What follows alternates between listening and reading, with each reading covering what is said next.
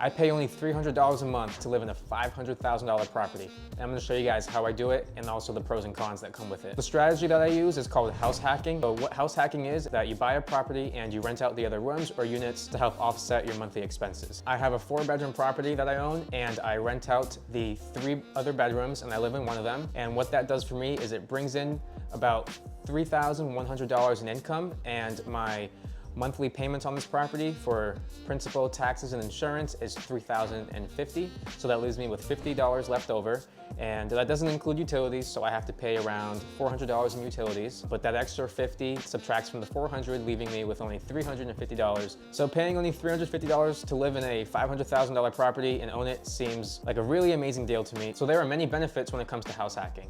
For one, we're gonna start on appreciation. So since I own a $500,000 property, it appreciates in value about 3% every year, so that adds around $15,000 to my net worth every year just for owning the property. That is through market appreciation. So the second benefit to house hacking is a loan pay down. So the other rental income that I get from the other 3 rooms pays down my principal from the loan, so that allows me to gain more equity in the property. The third benefit is tax write-offs, and since I'm getting around $3,000 in rental income, there's many tax write-offs that you can put against that rental income. For instance, the mortgage interest that you pay, you can also write off against that income, as well as the property depreciation. You can also use cost segregation to be able to do that. Write off the property taxes and any expenses that you made to the property, you can also write off. And you can also write off any advertising that you did to get those roommates as well. The last benefit is being able to live in a property that you own for only a couple $100 a month compared to the average rent that most people are paying between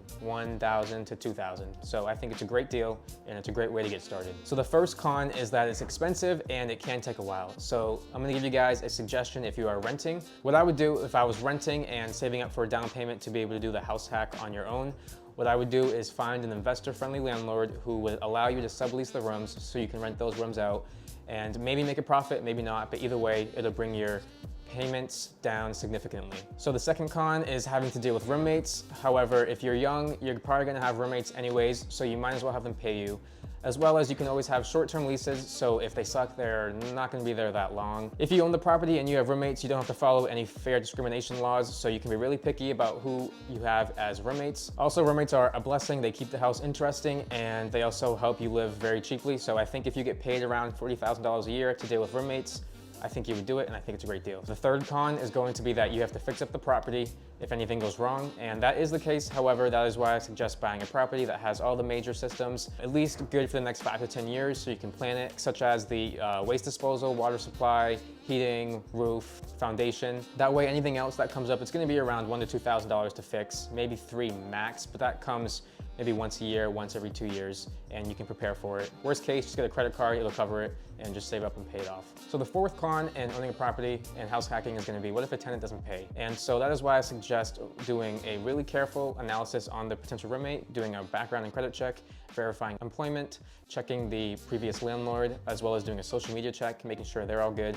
Because the #1 important thing when it comes to rental property is the tenant, because they are technically the customers of a business. So you can do this with a single family home, 2-plex, triplex, 4-plex. You can even do it if you don't own a home through having an investor-friendly landlord who would let you sublease the rooms. If you want to buy, just go to the bank right now, talk to a mortgage loan officer, be like, I want to buy in 2 years, what do I have to do? And he'll make a plan for you. It's really easy.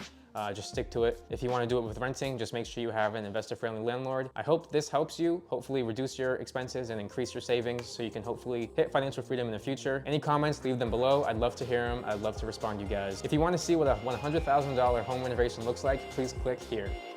Until then, thanks for watching.